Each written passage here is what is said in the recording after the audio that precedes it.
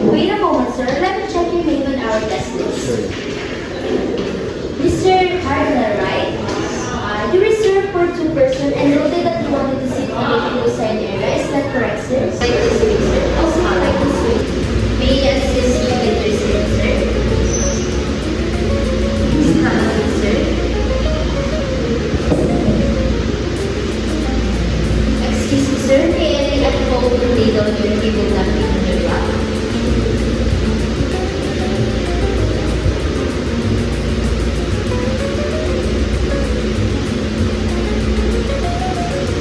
Excuse me, sir. May I suggest some aperitif for you, sir? We have green apple juice, blue lemon juice, and mango juice. Which would you prefer, sir? Okay, sir. Choose green apple juice.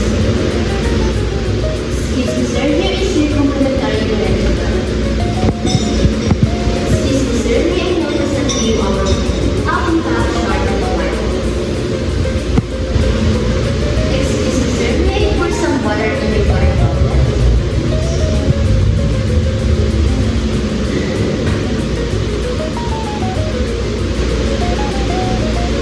Excuse me, sir. Here is your green apple juice.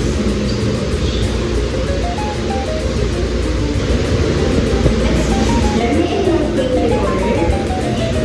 If you have a chocolate juice, may I suggest you our best sellers? Okay, sir. For our soup, our best sellers are beef with mushroom, chicken soup, pumpkin soup. Which would you prefer, sir? For our salad, sir, our best sellers are Caesar salad, garden salad, and fruit salad. Which would you prefer, sir? Okay, sir, you choose Caesar salad. How about tomato course, sir? Which would you prefer, red meat or white meat? For our red meat, sir, we have the best seller is roast leg of lambs, and for our white meat is sweet and spicy chicken. Which would you prefer, sir? Okay, sir. You choose roast leg of lambs. For our dessert, sir, our best sellers are chocolate cake, mango cake, and ice cream. Which would you prefer, sir? Okay, sir. We choose chocolate cake. For our coffee, sir, the best sellers are Americano, cappuccino, and mocha. Which would you prefer, sir? Okay, sir. You choose cappuccino. May I repeat your order, sir? For your soup, sir, you choose pumpkin soup. For salad, Caesar salad. For your main course, you choose roast leg of lambs. And for your dessert, chocolate cake. And for your coffee,